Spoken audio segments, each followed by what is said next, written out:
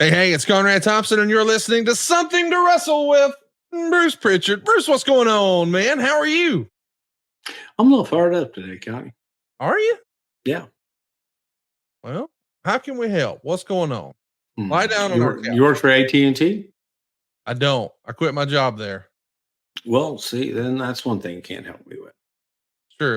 You work for American Express? Nope.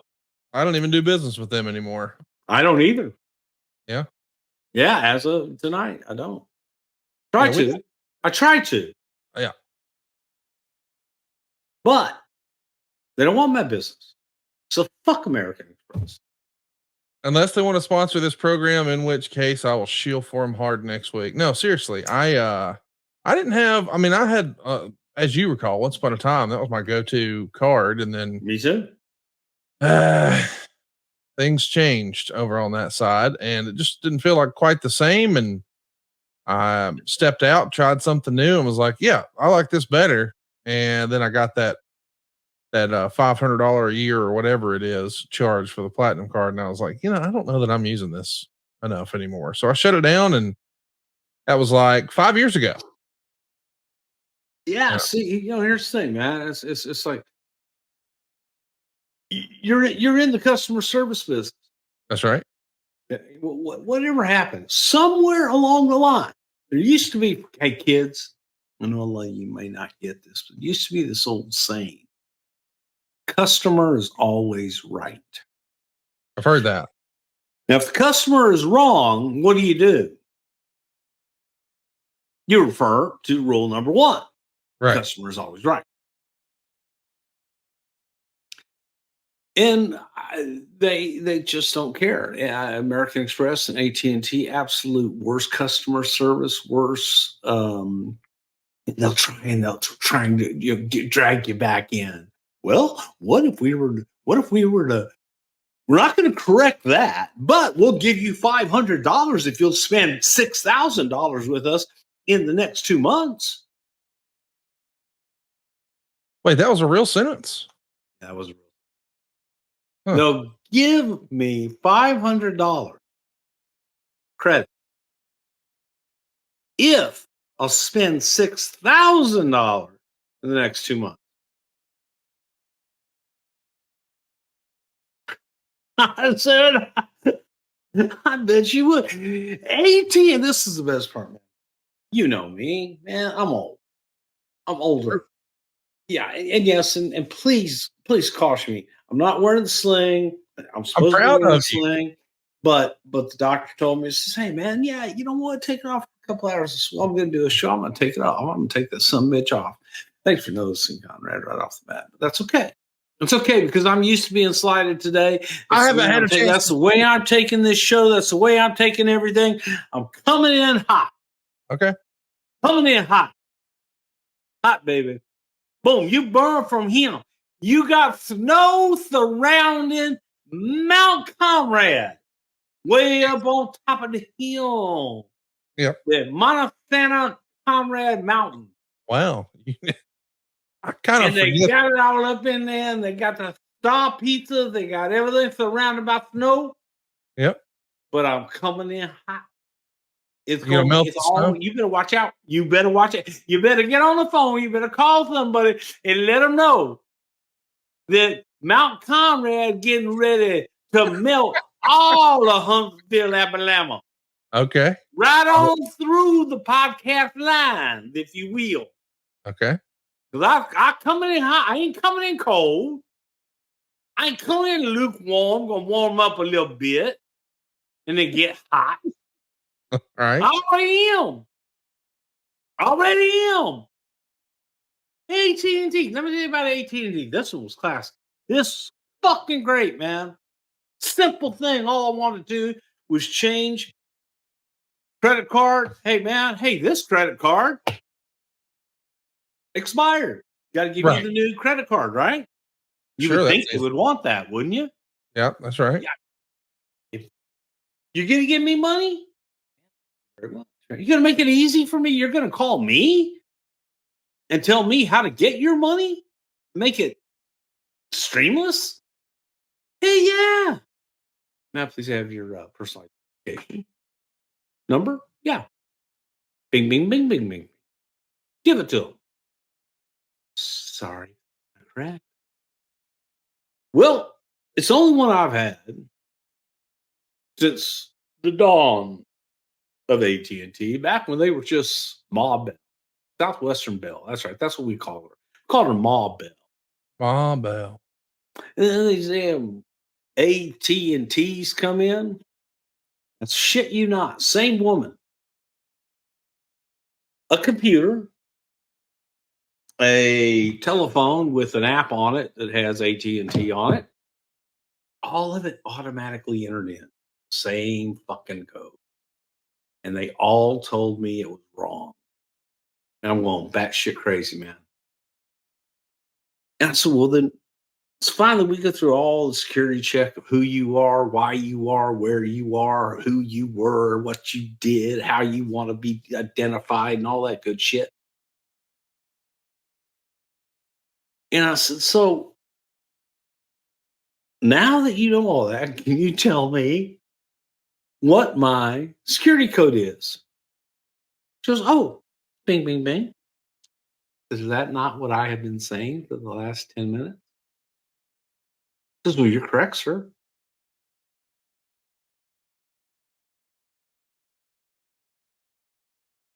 That's when I started to lose my shit. You try to pay for shit. You try to give people money for services that they do that are necessities. Yes.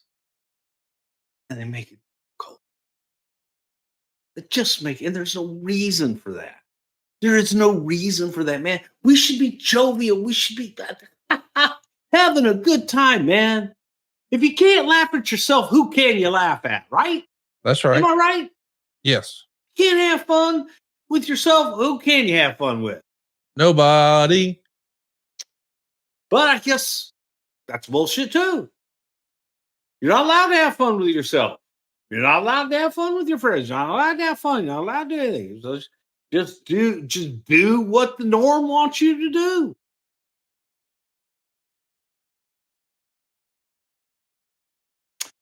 Yeah, we're in for a root. Today's episode is Bruce Yells at Clouds.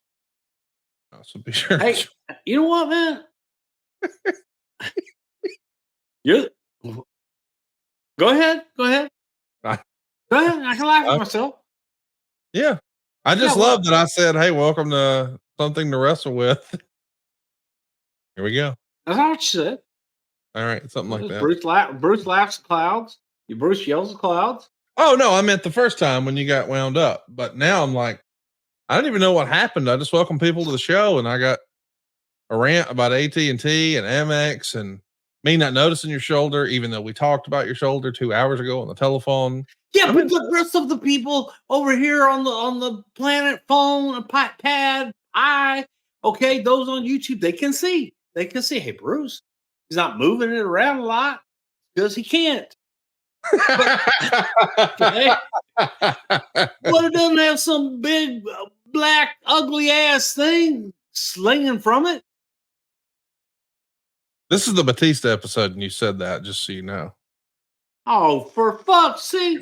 Y'all go to the lowest common denominator. Who is y'all? Y'all know who y'all is.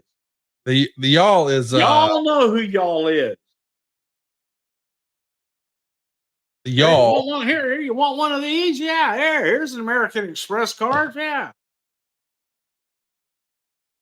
So are you finished with them now? Done. Throw it in the trash. Done. Not don't leave home without it. I was going. Don't leave with it. It's the hard platinum, so I was going to shred it. Fuck up my shredder. It's like a half-ass metal. It's not like a real metal. It's not real metal. No. But I also look. The shredder comes in handy. Just saying. As you take a sip of your red, white, and blue prime. The shredder comes in handy, boys and girls, because this is the hydration drink. Very good. The shredder comes in handy because, as you've reminded us many times here on the show, plans change, Conrad. They do. So, old plan A sometimes goes through the shredder there. Yes, and I can get like 700 pages of shit shredded in a much smaller space than I can stacked up in the corner over there with goddamn Duke the Dumpster Drosy and fucking Mantar program for 42 weeks. So listen, we're going to talk about Batista. We're going to pick up our conversation I think we did last October and sort of finish your time with Batista here on the program, except for the more modern run. But outside of that, we're going to cover it. And before we do that, Billy damn near gave your grandfather a fucking heart attack. Gave him a panic attack. did he? My very first day back on the job this time. Even though I'm not supposed to talk about that. Yeah, when Batista grabbed him and pulled him out of the dressing room. Yeah. Oh, yeah. Oh, Rick. Did he do another fake heart attack? I've tried to talk him out of those fake heart attacks. Yeah, no, that wasn't. It was a. You gotta take care of old Pawpaw. Did you see him? Pawpaw, Pawpaw. Pop, pop. Pop, pop. Okay, pop, pop, pop, pop.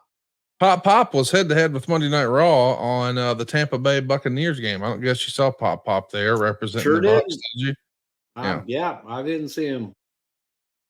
Well, we all saw Monday Night Raw. It seems like my new favorite segment. I know we don't talk about current stuff, but is Ron Killings a national treasure or what? I just can't get enough of that shit, man. It's great stuff. Every segment still gets me. I know it's coming and it still gets me. My bad. Okay. Anything else? I wasn't even there. Besides, wait, when are you gonna? Can we talk about that? When are you allowed to travel again? Are you gonna be at the Royal Rumble? Yeah, oh, hell yeah. They're gonna keep me away. I'm gonna be down there. Where is it? In Tampa. We should get together and have a Sammy before you have to go to work. Yeah. Probably not. Probably gonna blow me off. Exactly. Yeah, I get that. You know. Well, listen, I just thought, you're in town, I'm in town. How often does that happen? We know Dave Silva won't be there because if you and I are getting together, oh shit, I'm sure. No chance. Yeah. So there's a pretty good chance that'll never happen again. What, you inviting Silva somewhere? That's for damn sure. Are you saying, oh, me and you are never going to eat lunch again? That's the move? No, not me and you. I like eating with you. It's Silva. That's the issue. We like to eat. You and I like to eat. Can you pull that zipper down a little lower? No, I can't. That's so. I honestly was just looking, going, how far does this thing go? This was a Christmas gift from somebody. It's very nice, isn't it? It's very nice. It fits you nice. It's a nice fit. Nice. Oh, yeah. Anything else you want to talk about and get off your chest today? You know what? I'm going to find some fucking shit. Yes, as a matter of fact, I am. I'll find a way to weave it in. You know. Well, our topic. We're only they. Okay. I got you. I understand. Picking up where we left off on Batista. So if you haven't already listened to that one, go check it out in the archives. It's something to wrestle.com. That is the bigger question, no? Much better question. Yeah. Glad you said. We're going to pick up where we left off. We were talking about Dave, who got himself injured wrestling with Mark Henry. And unfortunately, he had to forfeit the world title. And he's going to come out at WrestleMania 22 and interrupt a Randy Orton interview and put SmackDown on notice that he's going to have that title by WrestleMania 23. And before Batista could make his return to the ring after this injury, something else kind of controversial happens. There's the now, maybe we'll call it infamous dust up with Booker T. They were filming a SummerSlam commercial. I'm going to give you the rundown of what Dave Meltzer wrote about it in the Observer, and then I want to hear from you what really happened. Here's a more detailed eyewitness account of what supposedly happened on the May 15th during the filming of the SummerSlam commercial between Booker T and Batista. There was apparently an underlying issue between the two, which neither would talk about. There's been speculation this stems from problems Melina had with Charmel on the Australian tour, which led to the guys giving up their final night in Australia for Wrestler's Court to sentence Melina for her behavior. Although Booker has told friends it was Batista's attitude that caused it, as he perceived and still does that Batista feels like he's superior to the rest of the guys and perceives the only people he respects are top guys like Triple H and Ric Flair. So let's just take a time out right there. We know in real life, cooler heads have prevailed. These are evolved human beings. This is probably way water under the bridge. So we're not trying to drudge up hard feelings, but I guess as the story goes, Batista was dating Melina and obviously Booker is married to Charmel and maybe they didn't get along. Had you heard that before, or what from the version of events you heard led to this issue, if you will? I have no idea who the hell Batista or Melina was dating. Right. And could care less. Actually, I couldn't. That's right. Less. Look at you. I'm glad you got that. I was going to say, thank you. I couldn't care less. Thank you. If I could care less, then I would care less. Yes. But I could not care less who was dating who was doing what to who, or anything else. Is that all the Dave's report? Because I got a lot to say about it. As Booker said, I'd love to hear from the guy who wasn't there, hearing from somebody who says that they were, whatever. Was that his whole report? No. As said by Booker on the WWE website, it did have to do with his belief that Batista didn't respect the history of the business, but the belief is there was something personal that had gone down, including Booker's claim that Batista said things directly to him that he took as being told he was nothing but a jobber. And in the course of the argument, Batista told Booker that if he didn't like it, they could settle it and he could take him out at any time. Batista hadn't been around much in months since he had been rehabbing his surgically repaired triceps and his torn lat. Booker felt that Batista had been bragging about what a big draw he was, while the rest of the guys didn't like it because the SmackDown guys felt they weren't earning any more money last year than they did the day before. And when Batista came to the commercial shoot, it was said that he only went up to certain guys to shake their hand, which were the top guys and Fit Finlay. For better or worse, given locker room etiquette, the guys he didn't come to who went to him, some of them felt that was a slight, which probably would have meant nothing in the long run, except things quickly compounded. Anyway, the major rule of thumb, if you're in a WWE locker room, walk up to every person there and introduce yourself the first time and every other time and then shake everyone's hand. Apparently Booker was one of those and felt Batista was being a big shot and had no respect for the business and cut a promo on him.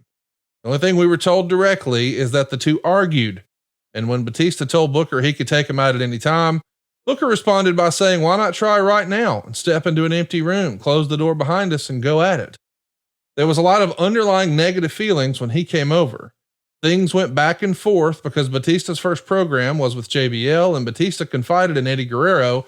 He felt JBL was sandbagging in their program that didn't click.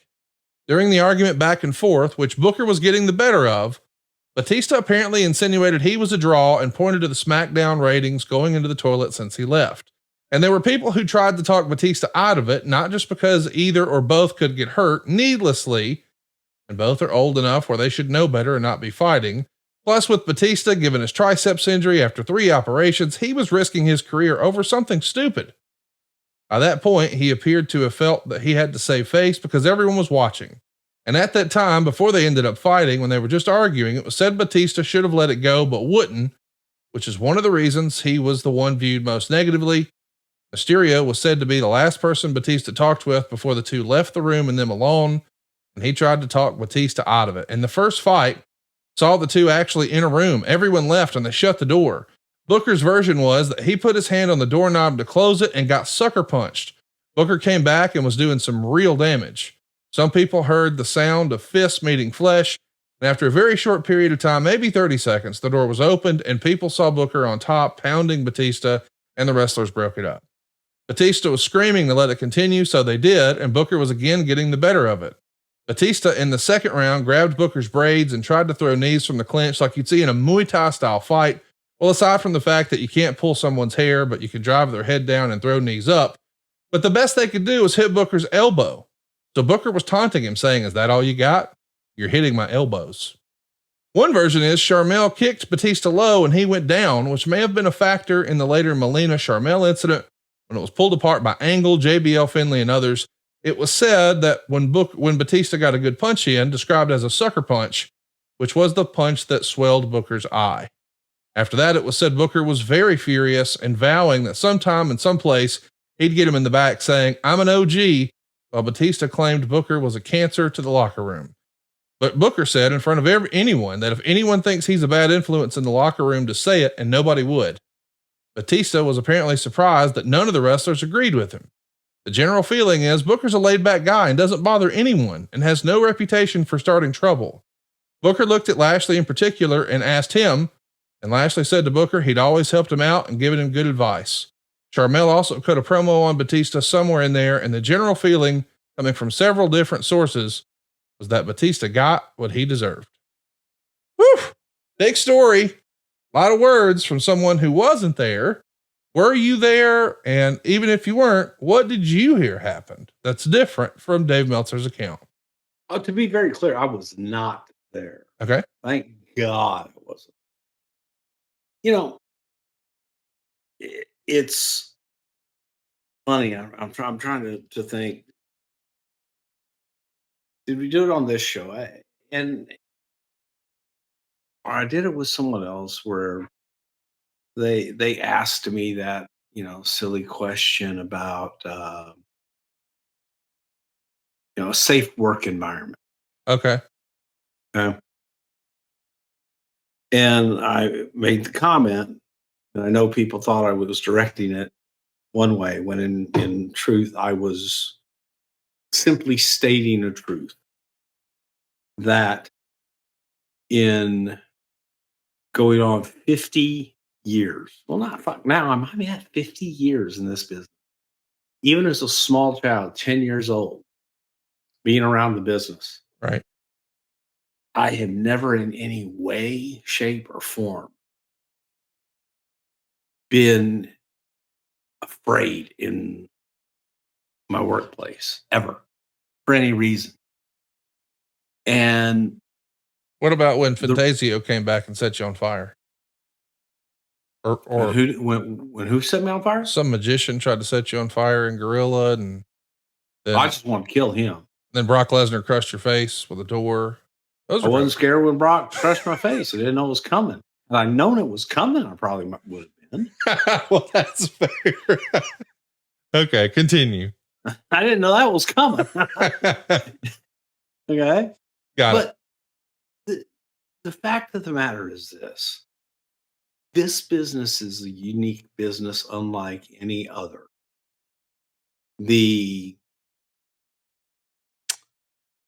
It's kind of very cavemanish. It is. It's primitive in nature. The sport in which we participate, it's sports entertainment, involves a lot of physicality, and it involves a lot of room for error. It involves an awful lot of opportunity to possibly hit someone harder than maybe you would have wanted to. Yes.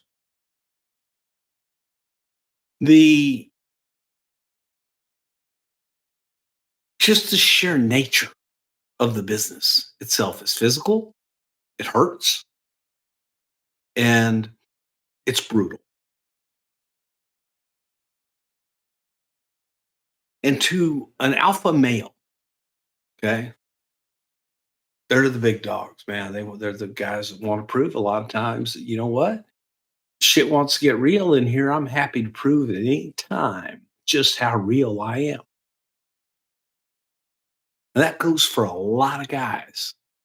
It goes for guys that were in the locker rooms in the 30s, 40s, 50s, 60s, 70s.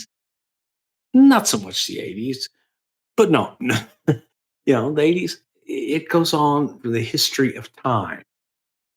There are always going to be those that are the alpha males. There's always going to be that one or two guys that feel, man, I rule the roost. I'm the baddest badass here. And sometimes the quietest of those cavemen, if you will, are usually the baddest because they don't have to tell you how bad. That's right. And I'm handicapped here in the way in that Booker T is one of my very best friends. Absolutely.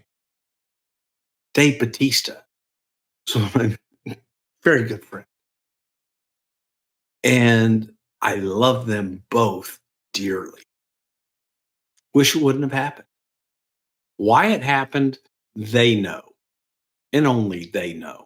Nobody, anybody else is going to put their spin on it or what they think this is what they were really trying to say, or this is why this happened, or what have you. Right. Everybody's going to want to put their own spin on it.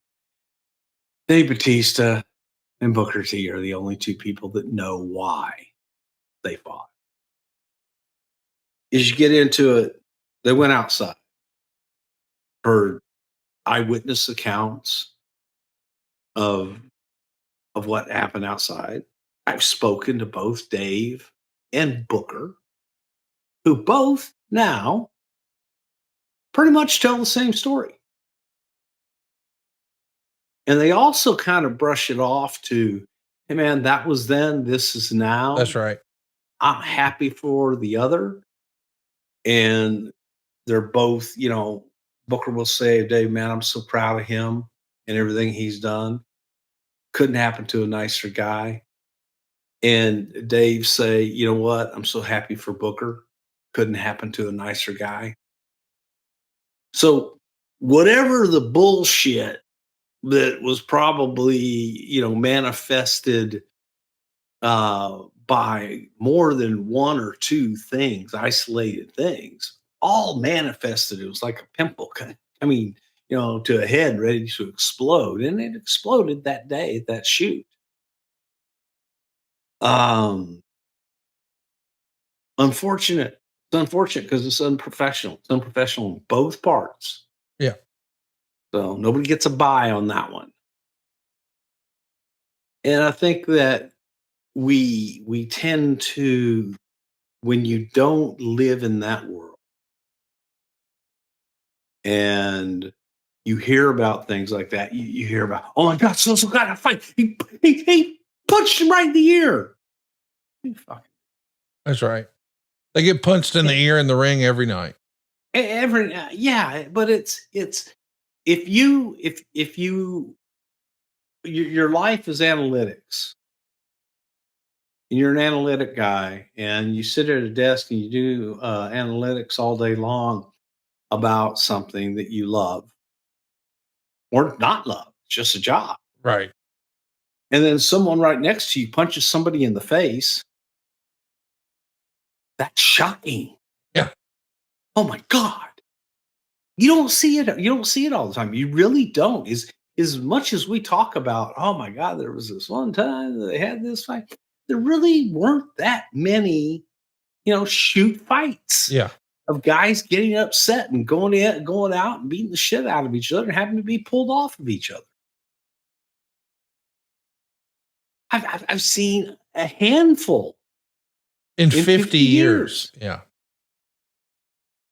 So, to that, I think it kind of became much ado about nothing. Where the rub with me is it was unprofessional. That's It was right. offside. It wasn't in our house. It was done. It was actually done in someone else's house. But didn't happen in our house, and that's unprofessional. So if Dave or Book would both be sitting here, I'd say it to both of them, and then Booker would probably punch me in the face, and Dave would kick me, and I'd go, "Nah, okay." Still that was unprofessional because now you're at my house. Um, but so there were there always has been, and there always will be guys that don't like each other in this business. Yes. You don't have to like someone to work with someone. And the thing about it is this business in itself is a work. We go out and we tell stories every night in which I tell a story where Conrad, I hate your guts, and here's why. And you in return talk about the admiration that you have for me and how great I am, and that I really should hate your guts. And these are just stories that we tell, and we go out and we have a match or whatever. And we come back and we hug each other and say, "Thank you, man. Love you. That was great." Right. So sometimes, though, if one night I accidentally pop you in the nose Right. and you come back and go, "What the fuck was that?" And I go, "God damn, man, your nose should have been out of the way." Yeah, okay, well, bam. Maybe yours should have too. I deserve that. Right. You know what I mean? I deserve it. And it's just people go, "Oh, fighting in the workplace is not right." No, it's not. It's not. You don't want people fighting in your mortgage company. No. You don't want somebody down here talking about, "Hey, man, what's the best rate I can get on my 15-year fixed loan here?" And all of a sudden, goddamn, Wham! comes, yeah, Yeah. come flying out through the window. Don't mind them. That's less than ideal. It is less than ideal. But when you are in an environment in which That's kind of your job. Gonna it's kind of happen. your job, and sometimes you just never know. Sometimes you just never know. Okay, are they shooting something over here or what? That's always my favorite when people. That's something I'm going, "Oh, that's just shooting something. Don't worry about it." Yeah. So, I mean, it's crazy. when the lines are blurred, I mean, I think that's even part of the story of terrible comparison, but the Brody situation in Puerto Rico, some of the local authorities thought, well, this is a wrestling story. Yeah, Um, and terrible. And let the poor man bleed out because they thought, it's wrestling. It's not real. I I also wonder how much, we don't know what role the ladies played in this or didn't play, but obviously when you get that component added in here, it just intensifies. And I also just want to add some context that both of these guys today are paying it forward and doing a ton of charity work. And this is not in the content of their normal character, but man, when you got this kind of testosterone and this kind of stress and travel and pressure and there's money involved, things happen, things bubble over. And I mean, this happens in professional Yeah, sports, like, the NFL all the time, where guys just for whatever reason have a bad day and don't get along and it bubbles over, but then you fucking get over it and you move past it. Right. exactly. I always get a kick out of is in a football game when fight breaks out. And there was always one, at least one, man. There was a guy that the very first thing he did was take his helmet off. Yes. Always. Now, when I played football, right back in my day when I played football and we were district champions, we were okay. But we had a reputation, horrible reputation. We were good. We were good. But when we won, we were great winners. But when we lost, we fought. Not good. Horrible reputation. Yes. And that was you could always count and look around because you knew, man, okay, oh well shit, we're not scoring in here. Buckle up. Buckle up, because we're coming off the bench swinging. Doesn't matter who's in the way. We're hitting somebody, even if it's our own teammate or our own coaches. We're hitting somebody. We're going to win something. God damn We're it. going to win something. All right. My God. But it used to crack me up. He'd take the helmet, start swinging. Yes. What the fuck is that going to do, man? Right. Come on.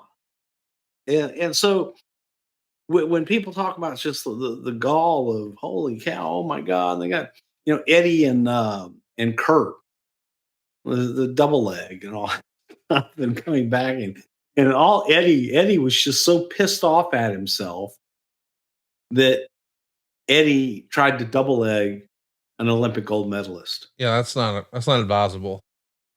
Not the fact that they got in a fight, that it escalated, and blah blah blah blah blah. Not that. Stupid, stupid, stupid.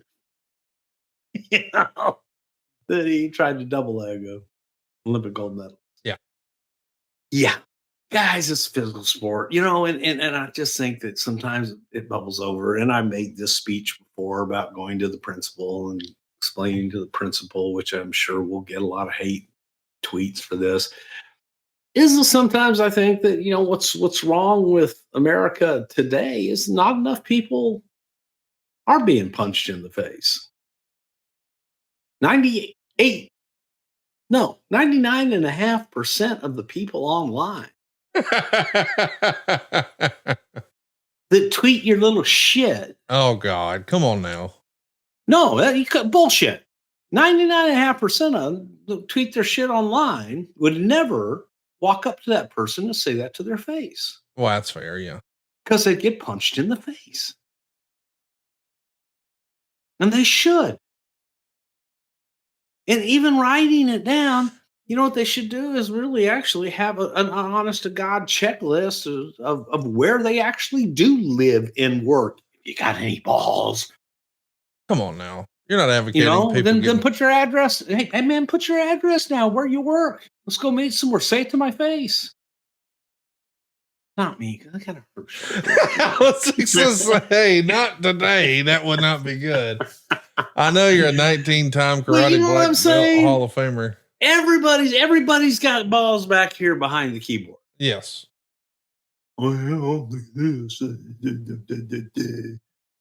Hang on, my mom got home with my Oxy 10. The fuck? I've got to go to band practice now. Play the flute. Well, you're in a good mood today. Yeah, I'm in a. So, what was the reaction internally? I know anytime something like this happens, man, it becomes telephone, telegram, telewrestler, because guys in this industry, a lot of times they like to embellish and talk and bullshit. Yes, like old ladies. Yeah, a little gossip never hurt nobody. Oh my God! If what they call the party line, yes, back in the day. Holy shit, man! If they had a party line, that's everybody would be on it. Hear what happened. And every story would be different. That's the other thing I love. They're all different. But it was pretty quick, and got both guys on the phone. Told them how disappointed that everybody was in them. Both guys are better than that. Sure. And everybody got their due punishments and slap on the wrists and don't let it happen again. You're better than that. And they are better than that. You shouldn't have done it. It just doesn't belong, not in the workplace. But if somebody kicks you in the teeth, knocks your top row of your teeth out and everything, and you're pissed off at the time, you come up swinging. I understand that. Again, not saying that's right either. Shit happens. Mistakes happen. You think so? Let's go back to Brock for a minute. So you think Brock kicks a wall in my face, breaks my orbital, breaks my nose in 3 different places, and completely caves in the left side of my face, and I'm going to come back swinging at Brock? I don't think so. No. Yeah, I don't think so. I mean, even if I knew how hurt I was at the time, like I would have found the fastest exit I could have. I'd be like, Ro, did I do something wrong? I'm sorry, Mr. Master, I swear. God, yeah, please. Mark Merrow tells a fabulous story about when he found out that the reason Rena was no longer answering the phone is because she had taken up with Brock Lesnar. He went from angry To learning about the power of forgiveness Well, very quickly. I would too. I Yeah. would too. Brock's my friend. Yes. You know, here, Brock was my friend. Brock had no idea, what that kick had done and the damage it had done. Felt very bad about it. But again, shit happens. You're backstage, man. Shit happens. That's why I hate, people being backstage on tour and walking around. Oh, hey, look, there's some wrestlers over there. And then all of a sudden, a flying door comes at you or wall and you're being sued. Craziness. Do you think, with the benefit of hindsight, that some of the issue may have been Batista's um, immaturity in the business at that point? I think that a lot of it probably had to do with, yes, immaturity, naivete, and being placed in a spot that maybe he wasn't completely ready There for, you go. but trying to be what he thought that spot should be. Well said. And the thing about it is that if you get to know Dave, you'll find this guy that is just so mellow, and so cool, and he's cool handled Luke. Can he get pissed off? Sure, he can. Would you want to get him pissed off? I would probably say no. And at the same time, though, it's he's to me, he's always been nothing but a gentleman and nothing but a pro. Look, we all have our moments. Not me, you know. You know. I do know. And I know that it's business as usual. So Batista's going to make his return to TV on the July 7th episode of SmackDown. He'd been out for about 6 months. And now that he's back, he's calling out Mark Henry. Were there hurt feelings between Mark Henry and Batista about the injury that did sideline Batista? I don't know. I think that anytime, if it's a honest mistake and things happen in the ring, you are putting your life, you're putting your body, but you really are. You're putting your life in someone else's hands. So you have to trust that person. And you have to be able to believe and hope that, okay, I'm giving you my body now. Please take care of it. And again, mistakes happen and things do happen. Immediately, I'm sure there was animosity. Like, I was like, I'm pissed off. I'm not working. And my program I had has been put on the sideline because of this stupid mistake. So you get over it. You get over it and you move on. And you be a professional and do what it is that you need to do. It's like you see someone after a long time, and I actually had this happen recently. I saw someone hadn't seen in a long time, and it was on the phone, and they were apologizing to me about things that they had either said or done many years ago. And I started to laugh, and I didn't mean to laugh in their face or anything, but it was, I don't know what you're talking about. And I have moved on so far from that point in my life. And by the way, I'm sure I was an asshole too. I'm positive of it. What? So, don't apologize to me, man. Move on, and move up and take care of yourself. That's right. But I don't think that people really, they do that. Don't hold on to grudges. Life's too short. Well said, Brucey. Look at you. You're turning it around. Fuck Jerry Jarrett. Wait a minute. He's no longer. But here's the difference. People will then say, Oh yeah, well, what about Dave Meltzer? Well, Dave Meltzer is a constant gnat and a constant leech on society Come and on. on this business. So to him, no, he still is that just leech, horrible piece of garbage. Saturday night's main event 33 went down on July 15th. We get Batista teaming with Lashley and Mysterio to take on Finlay, then World Heavyweight Champion King Booker and Mark Henry in a 6-man tag. And in a turnabout, Henry actually gets injured in this match.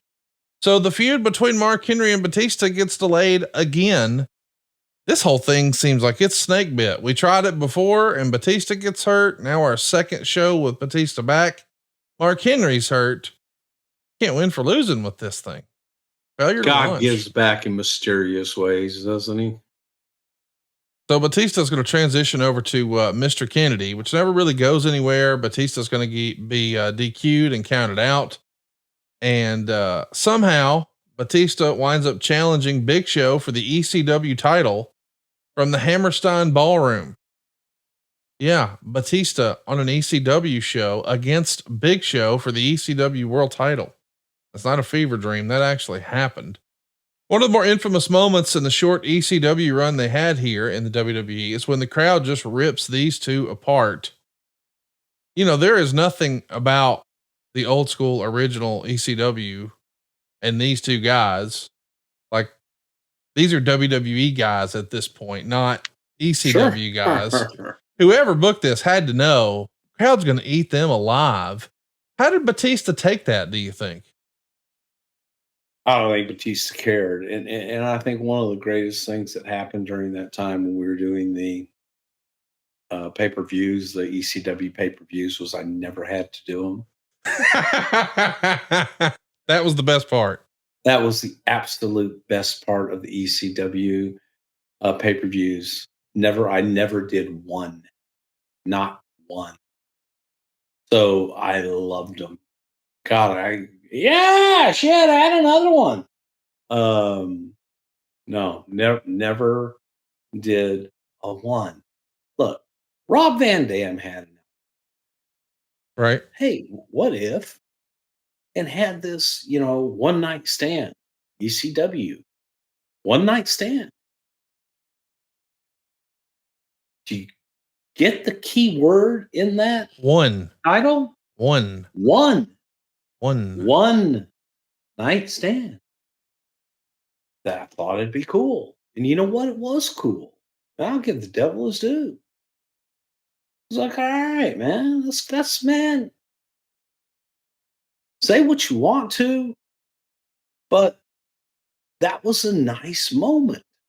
That was a nice give back to that audience, and had some good storylines in it, and gave people an opportunity to revisit the past, the way that no matter how you did it there, they could look at things through their eyes and through the eyes of ECW in the 90s. So, but it was one night stand. Anything beyond one night stand becomes, it wasn't ECW, and the WWE ECW product was not something that anybody was clamoring for. Nope. That's right. Manscaped can help you with your beard. They've revolutionized men's grooming once again. Now with the Beard Hedger Pro Kit. From a beard trim to a fresh shave, the tech behind the Beard Hedger Pro Kit allows you to shape your signature beard look. Now you can finally use Manscaped products to make your drapes match your carpet. By going to manscaped.com and using the promo code STW, you'll pick up 20% off and free shipping. It's time to tame your mane, boys. Nobody likes a weird beard, so say goodbye to all your stubble trouble with Manscaped's Pro Beard Kit. It all starts with the Beard Hedger, and this thing is a juggernaut of fixing faces. First off, you got a cordless trimmer with a rotary wheel that gives you 20 positions of precision, all with just one guard. That's right, face grooming doesn't need to be hard. Get 20 different lengths in just one guard, plus it's waterproof, so you can avoid all that hair in the sink. Just do it in the shower. You see, the blade is tough on your hair, but smooth on your face, leading to what we know as single stroke efficiency, which Tony Schiavone perfected back in '82. That brings satisfaction one stroke at a time. The Pro Kit doesn't end there, though. They've also created 4 different dermatologist-tested formulations. You got beard shampoo and conditioner, because all your hair is different, right? So your beard hair is more coarse and easier to damage than the head on your hair, so you need some beard shampoo and conditioner. How about the beard oil? That's probably one of your main facial accessories. You don't want a beard that's brittle and dry, so this will relieve that dryness and the skin beneath. How about the beard balm? That'll help you shape and style and moisturize. It even comes with 3 free gifts. You get a brush, a comb, and some scissors. Get 20% off, y'all, and free shipping with the promo code STW at manscaped.com. That's 20% off with free shipping at manscaped.com. Just use the code STW. Manscaped Beard Hedger. 1 stroke, 1 guard, 20 lengths. So eventually we know Batista's going to get a shot at King Buckeye at SummerSlam. And I think everyone expected Batista to regain the title here. It doesn't happen. Booker gets dequalified. Dequalified? Dequalified. Is that like unqualified? It's like disqualified, except I didn't think I should use the word diss with these two. They were done dissing each other. They're done this and they were D'ing. That's right.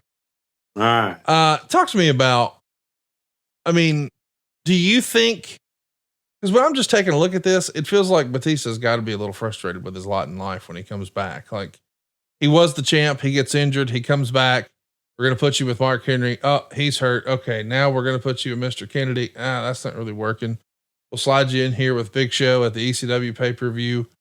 Okay, that was a bad idea. We're going to put you with Booker. And everybody online was hyped to see this because some of those stories had leaked about what happened in May, and he doesn't win the title here. What's up with that? Oh, we were waiting to fucking worse. We were just waiting because we look.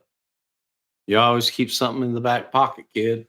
Oh yeah, you just wait.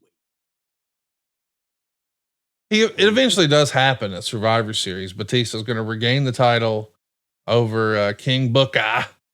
I'm curious though, you know, you've told us before when we talked about real life situations, whether it was Matt Hardy and Edge or whoever, that you'd get everybody in a room and they'd have a conversation about being able to work together. By the time SummerSlam rolls around, and certainly by the time Survivor Series rolls around, is this all just water under the bridge with these guys? Yeah. Yeah. I'd say within a week. Yeah. Yeah.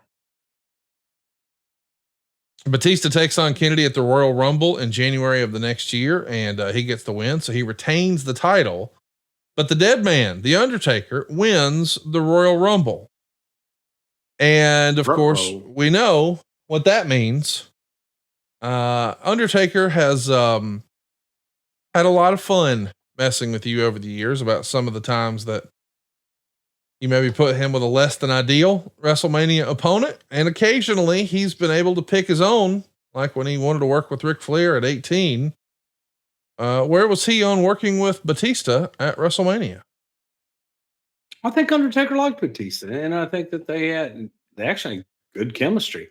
You know, going back, another little thing, Bradshaw sandbagging Batista. Oh yeah. God, I thought that was another one or two guys that I thought had good chemistry. It was 2 raw boned big bastards that beat the shit out of each other. Yeah, they did. But Undertaker and Batista, again, man, that's intriguing as hell. It's interesting. And you've got 2 big guys that want to go at it, and you have that feeling of shit, man. This is different. This is different because these were the 2 big dogs. Let's talk a little bit about WrestleMania 23. It goes down on April 1st. Batista is going to lose the World Heavyweight Championship to The Undertaker. And it's long been said that these two guys were not happy because they felt like they were the main event. They deserved to go on last. Instead, that honor would go to John Cena and Shawn Michaels. Do you remember this being a big debate, a big discussion, those guys being upset about it? And do you think they went out there with something to prove in that regard? I would hope that anybody placed in any position on a card at WrestleMania would go out with something to prove. Yeah. And placement on a card, I think, has been made to be more than it is but the people that have done that, for the most part, are the Dave Meltzers of the world. By saying, oh, he went on this time, this was a punishment. Or oh, he went on this time because of this. Not having a clue why. Sometimes we want a hot start to open up a pay-per-view, so we're going to put on a hot match. We've put main events on first on a show that were considered main events. The last match is not always the main event. And that's where the misconception comes in. And them looking at it, I think that everybody on that show, everybody on any show should want to be perceived as a main event match. Well, you know how you do that? You go out and you perform like a main event performer. Then you'll be the main event. Ta-da. If you're the one match that 8-year-old Johnny is talking about when he's leaving the arena, you were his main event. And that's the secret to the business. It's not about, are you going to tell me that WrestleMania 25,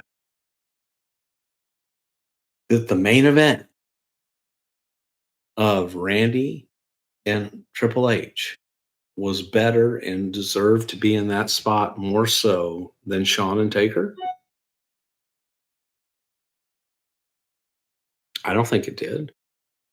But yet people will still say, oh, it was the main event. It was put there for a reason. It was put there.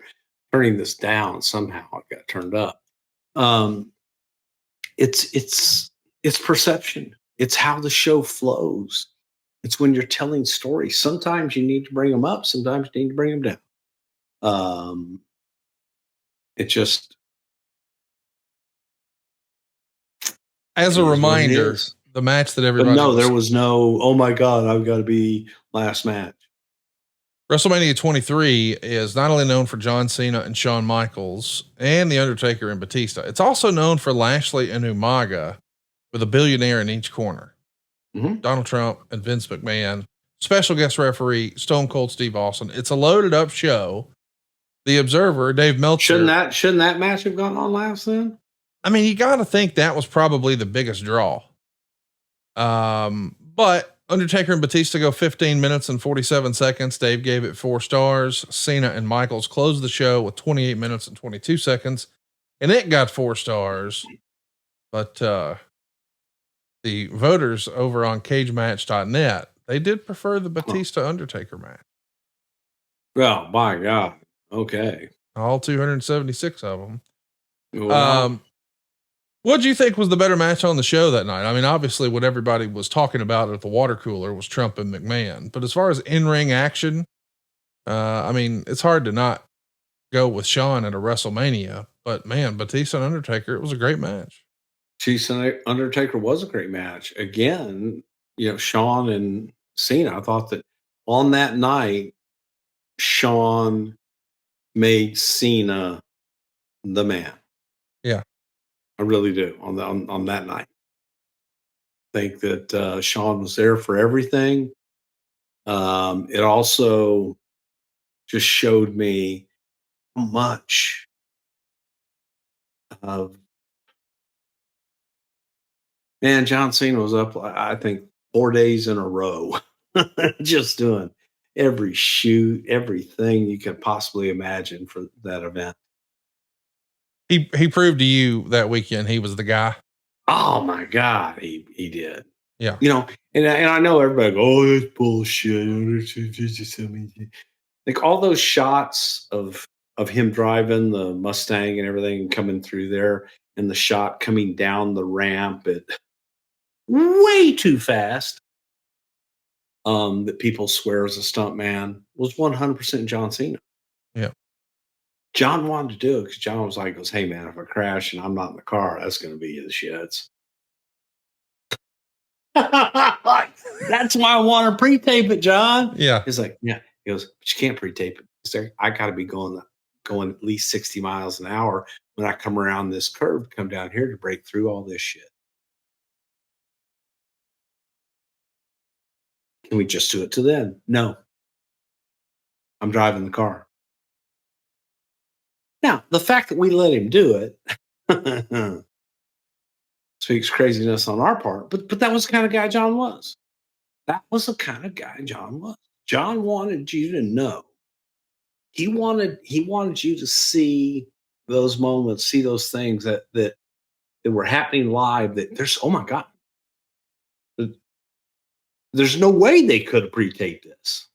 Right. Yeah, we pre-taped all the shit during the city several nights before, just because we had to, because of the overhead shots and traffic. You know, you had to shoot that shit at 3:00 in the morning. But the rest of the stuff, that was all live, man. That was all John.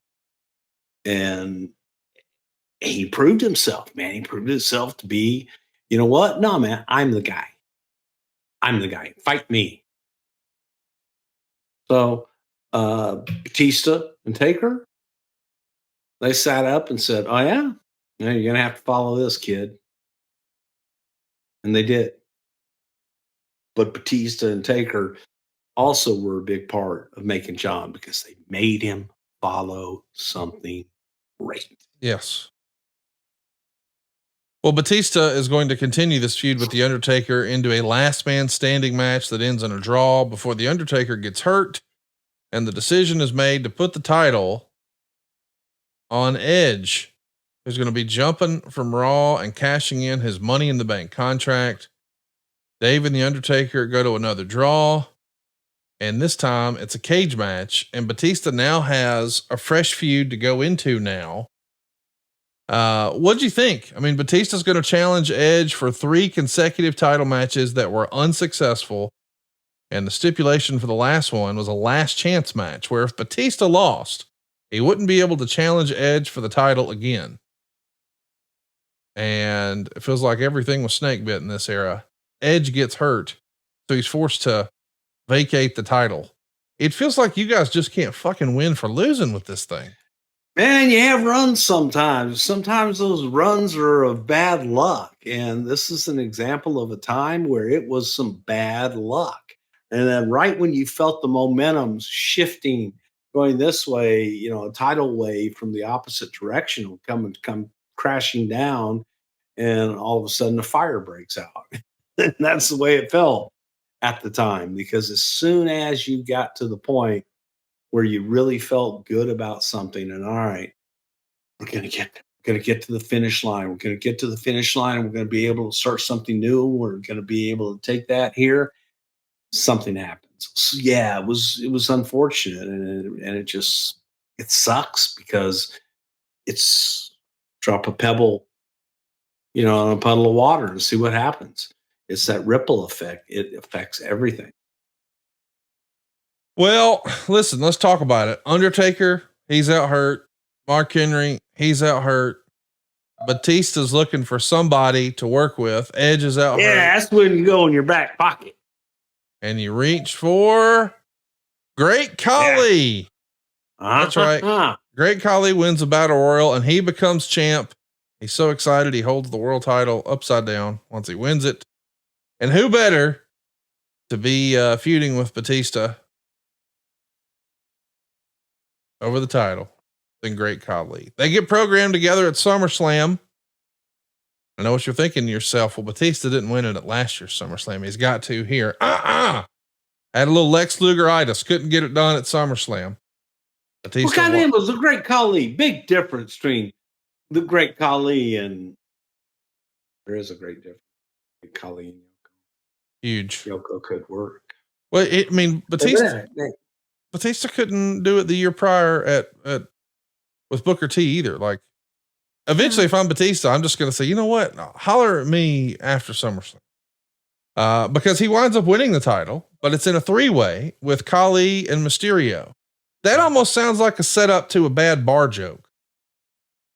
Great Khali, Batista, and Rey Mysterio walk into a bar. Yeah, that's not how you tell it. Tell me how you tell it. Well, probably not like that. That sets up your favorite match, one of your favorite matches of all time. I know you personally came up with it. We're talking about the Punjabi prison match at No Mercy in October. It's maybe one of those things that look good on paper, but maybe not so good. No, it didn't. Well, it was terrible in execution. Batista's going to jump from the inner structure of the bamboo cage to the outer structure and then escape. He does this before Khali, so he wins. Let's pretend that someone is listening to this who grew up watching wrestling and then they shut it down in like 95. So they have no freaking idea what we're talking about, a Punjabi prison match. Whoa. Wait a minute. Can I just clarify one thing? Yep. We had no idea what the fuck we were talking about. We were talking about what is a Punjabi prison match. Who says those words first? Okay, you have to understand the realism of the situation. The Great Khali, who is a wonderful man, nicest guy in the world. When people come up to him, when he's really tired and people come up to him and want a picture with him and want an autograph and everything, and you can tell, man, he's just ready to, all he wants to do is be left alone and sleep. He tries to give the mean face, but he can't because he's just too nice. So he does it. And he probably utters things at them in Punjabi and, they don't know what they've been called or said. But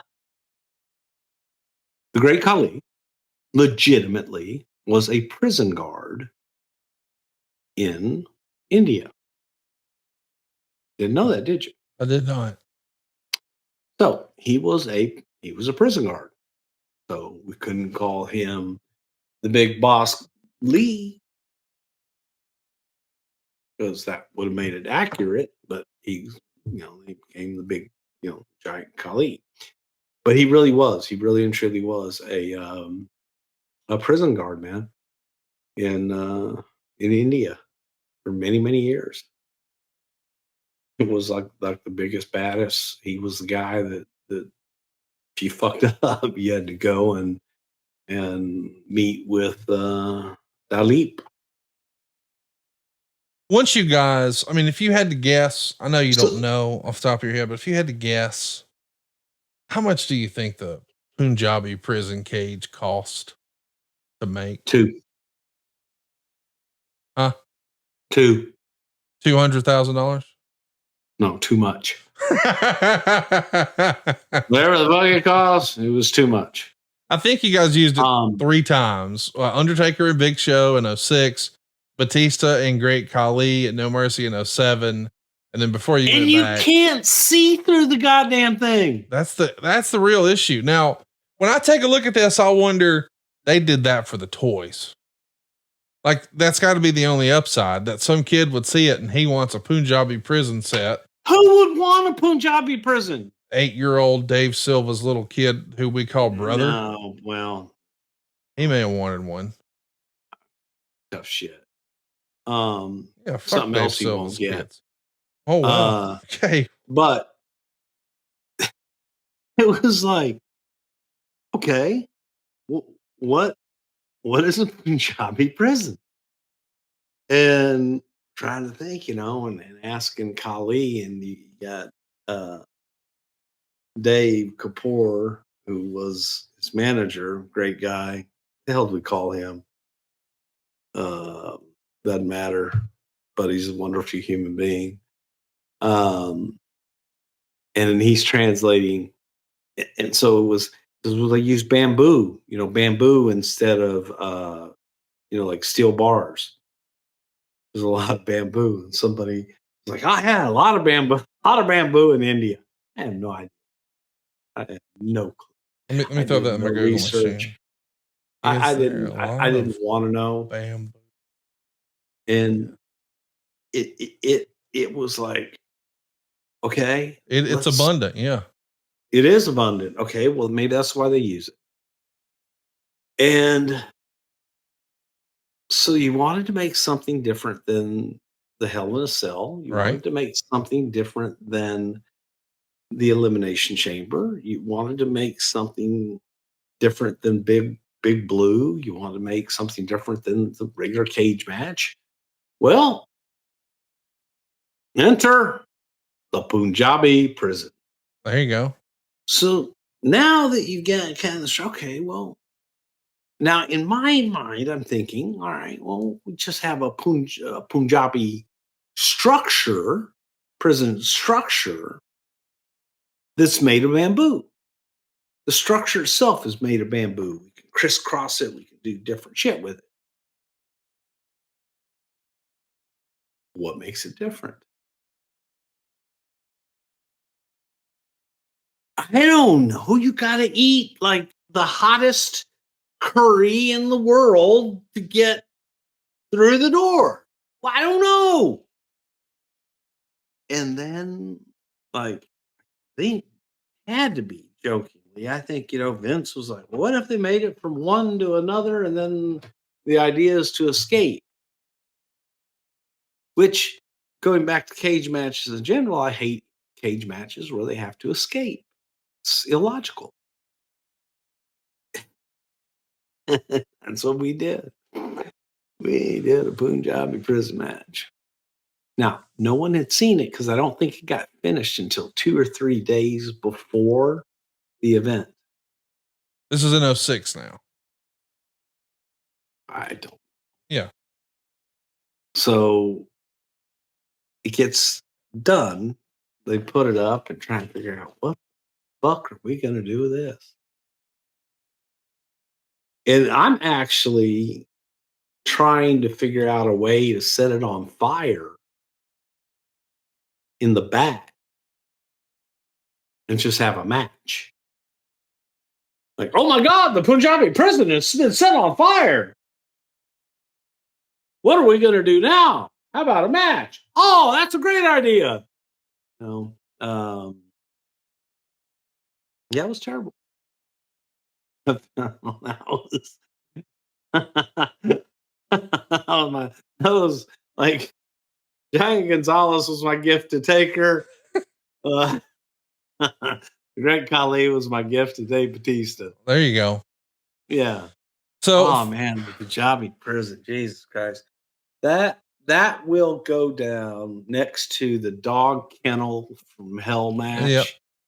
Yep. That will go down as the number one worst gimmick in the face of anything. The other one was that silly ass King of the Mountain horse shit that no one on the face of the earth has ever been able to explain to me. You don't like Jeff Jarrett's creation? I think it's the stupidest, silliest thing I've ever heard in my life. What do you think of those Prince of Darkness matches, the blindfold matches? I didn't like those. I love blindfold matches. Why? They're great. You can't see your opponent, and then you got the fans tell you, and if you're the baby face, they cheer, yeah, that's him, yeah, that's him. But if it's the heel pointing and they're in the right direction, and they don't tell him. So if you're babyface, you have the advantage. Do you think Hunter was a big fan of the hog pen match?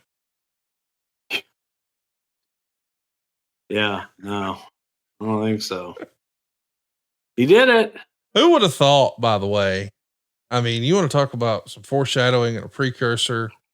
the custody of Dominic ladder match. Who knew back then? You know what I mean? Oh, fuck off. You did not. Why don't you ask any of them? Any of them that are involved, that are alive, who came up with that shit? Oh, I know that, but I'm saying who would have thought Dominic would be doing what he's doing? I know it. Oh, fuck. Hey, little buddy, you're going to be. Yes. With a little girl down in Yes. Australia. Come on now. Yes. And you know when?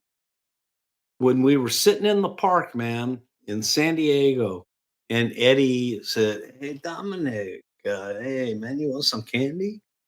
And Dominic's reaction and the way that Dominic sold it was like, this kid's a natural. He's beautiful. He loved me. The fact that we were in Washington, D.C., and we were out in the garage doing a car wash, and I'm wearing a light blue shirt, and it is 109 degrees in the thing, and I've sweat through my suit. I don't know how many times. And Dominic is laughing his ass off.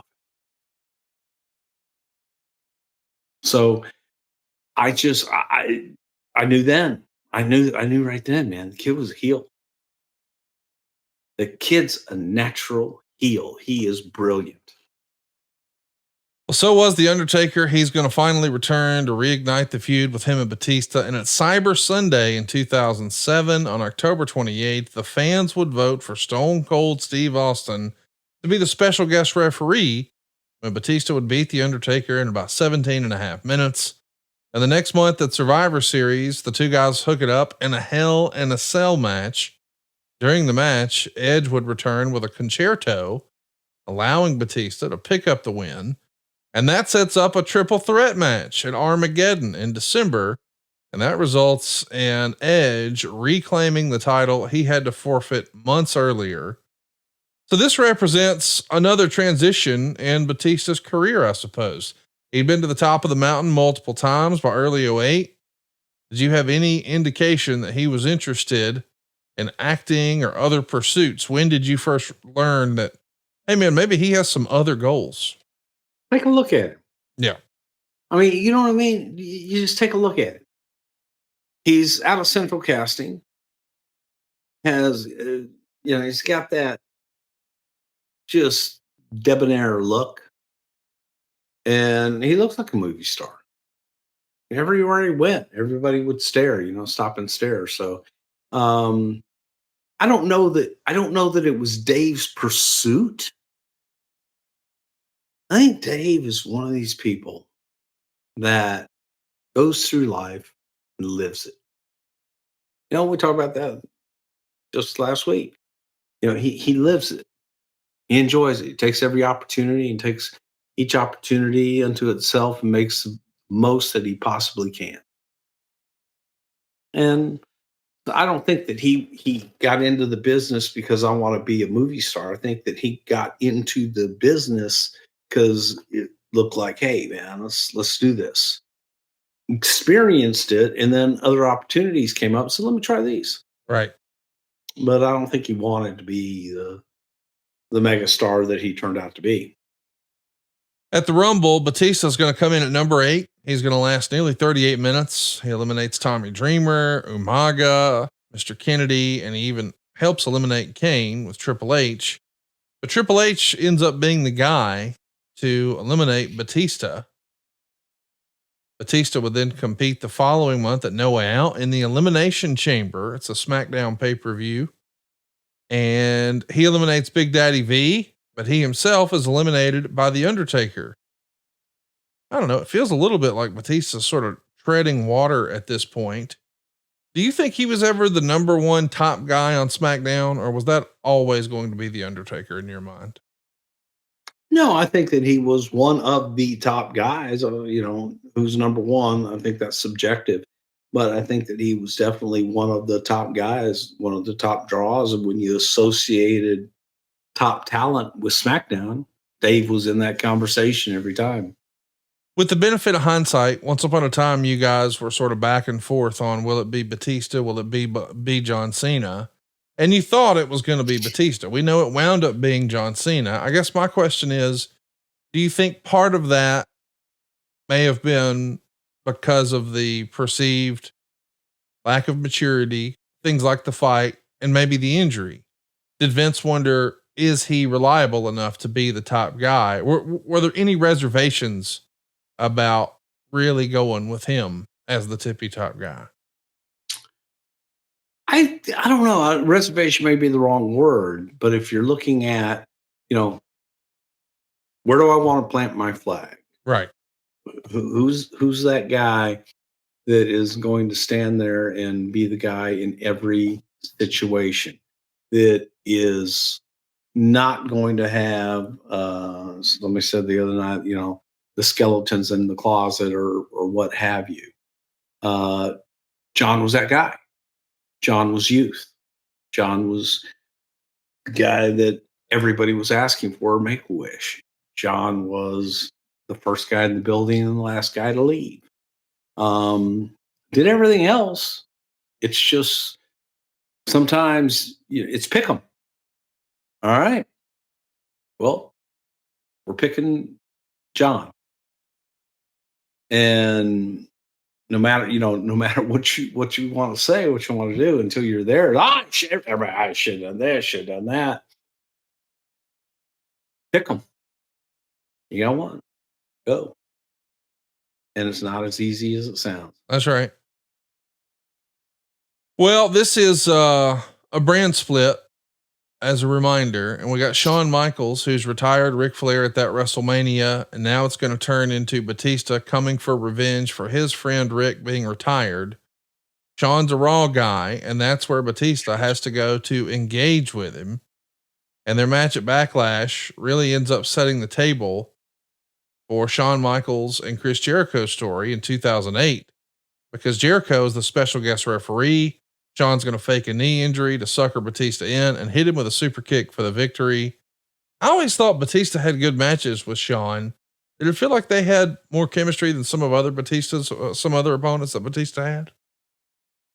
I think you could ask it the other way. Who didn't Shawn have good chemistry with? There you go. Come on. Shawn was great. He could do it all. So I think, I think the element there is Shawn Michaels. When you have a guy like a Batista who, felt like he should have been in the main event at a WrestleMania 23 for the world title with The Undertaker, and he winds up working respectfully with Umaga at 24. And it's just like a battle for brand supremacy match, but there's no world title. It's a SmackDown versus a Raw guy. It's on in the middle of the show. Is he frustrated with his payoffs or his positioning on the card? Because not too long before, this was a guy who was doing interviews talking about being a top guy and blah, blah, blah. And that has to be getting into his head a little bit. No? Yeah, I got to argue with you, man. Umaga was on the way up. Umaga's being groomed to be the biggest, baddest, nastiest heel that we were going to have at the time. And to be in the ring with Batista is huge. And same for Dave, to be the one that they want to use to help build Umaga, to make Umaga a monster. I completely disagree with that. I think that was a great spot for both of them. And I think that people looked at it that way. They looked at it as, here's Dave Batista, here's my guy, here's this bastard. Now here's this Umaga, the savage, this monster that is unstoppable, and trying to seriousness up his game. I'll make up some damn Michael Hayes words. They try to make his important seriousness up. Level him up. I understand. I wonder from his perspective, if he's thinking, man, I thought me and Taker were going to be the main event last year. Oh, Taker is the main event last year. And it's with the guy that I lost 3 times in a row to, Edge.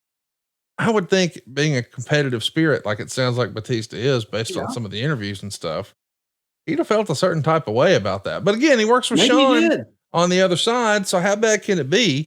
He gets a rematch with Shawn at the Extreme Rules show, and it's a stretcher match where Batista would gain the win, and now it's tied up at 1 apiece. And coming off that and back on SmackDown, Batista's going to team up with Funaki, Nunzio, and Colin Delaney, friend of the show, to take on Edge, Chavo, and the Edge Heads. And if Batista's team wins, he gets a shot at Edge at Night of Champions. And since he's an animal, regardless of the fact that he's teaming with Funaki, Nunzio, and Colin Delaney, they win and he gets the match. But the general manager, Vicky Guerrero, of course, doesn't want Batista to take on her man Edge. So the only way he'll get that shot is if he beats Khali in a singles match, which he does. So it looks like we're on a collision course, and Batista is going to get a shot at Edge's world title, but then he gets drafted to Raw. What the fuck is going on? I got drafted. It was a draft. Anything can happen. Okay. Prichard, right? Yep. Dude, you gotta, I mean, listen, I think a lot of those guys, I know you're a big Funaki guy. He used to hook you up with your favorite eye drops. Colin Delaney, friend of the show, been to some of our live shows. We both think the world of that shooter Nunzio, big fan of his work in ECW. What are we doing? Did Batista owe somebody money? Did he lose a bet? He won the fucking match. I'm just saying, I can't imagine like, okay, Roman, here's what we're going to do tonight on SmackDown. Have you met Colin Delaney? All right. Him and Funaki. Let's go around. What? He won the match. He did. And then he gets drafted. Vince announces that Edge still has to defend the title against Batista at Night of Champions. And of course, as you might imagine, there's a ton of interference. Chavo as a referee is going to help Edge retain the title. And the next night on Raw, Batista would beat up on Edge on Raw. And that leads to CM Punk cashing in his Money in the Bank contract to cost Edge the title. So yeah. Batista doesn't get the strap. CM Punk does. Batista gets programmed with Punk coming off a number 1 contenders 4-way that Batista wins over Kane, JBL, and John Cena. Kane is going to attack Batista and Punk at Great American Bash, making it a double DQ. And the next night on Raw, JBL is running away from John Cena. During the rematch between Batista and Punk, Cena goes to hit JBL, and Bradshaw ducks. He hits Cena, and it's time for one of the bigger programs, Cena and Batista. This feels like it's been a long time coming. These guys were seemingly on a collision course for a long time. Now they've both been world champ. They've both been to the top of the mountain.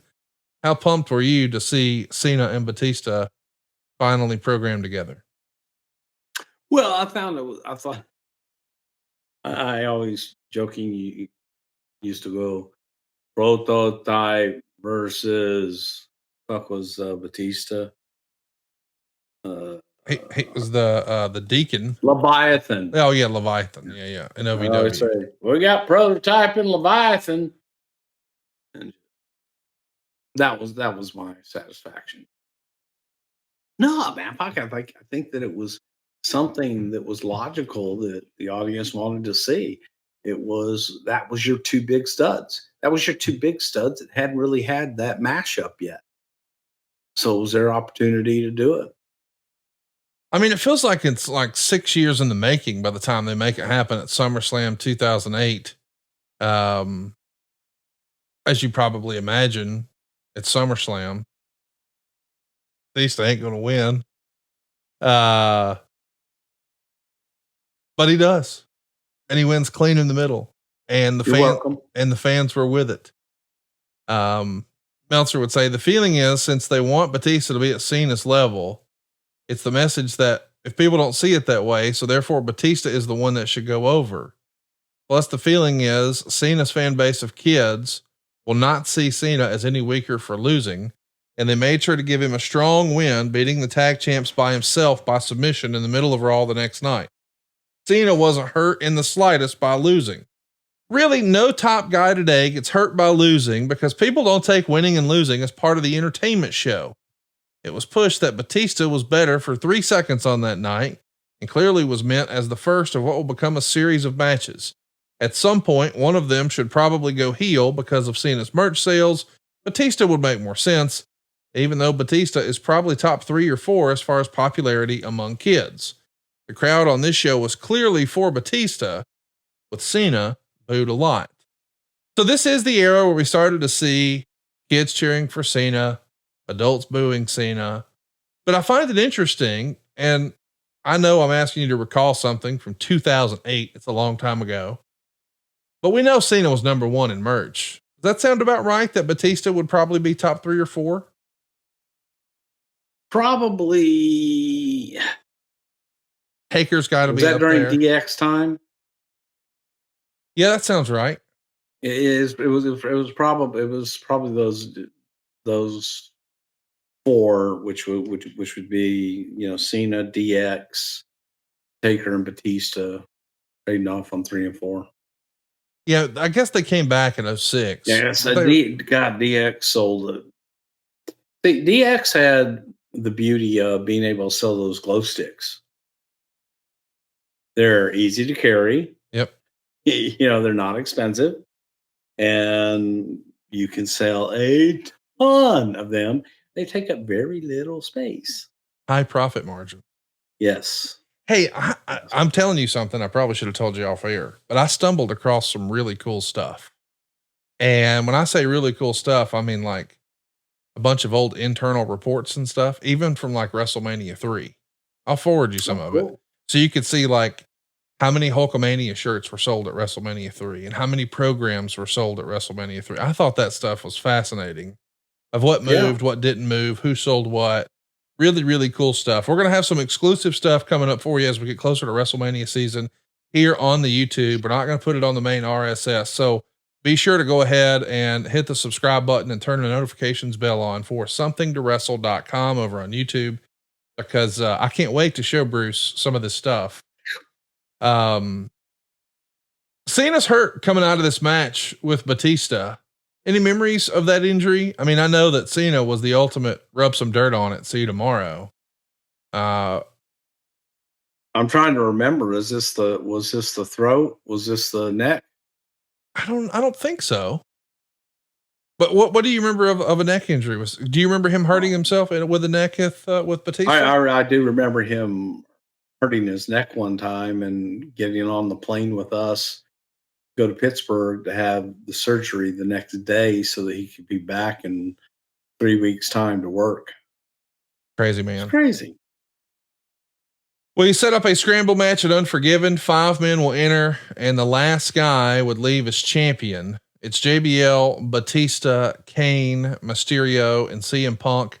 Punk gets attacked before the match by Randy Orton backstage and Legacy, and he's going to get taken out. Chris Jericho would replace him. So he was the champ, but he's taken out. So that means we're going to crown a new champion here. Batista would spear Kane and give a spine buster to Kane at 16:39. And at this point, this is according to Meltzer's write-up, they said there was less than a minute left. Mysterio tried a Hurricane Rana spot on Batista, who caught him in midair and powerbombed him. And as Batista's back was turned, Jericho, who'd been out of the ring selling most of the way, jumped into the ring onto Kane and got a 3 count at 17:08, while Batista went to pin Mysterio, but time ran out at 17:15.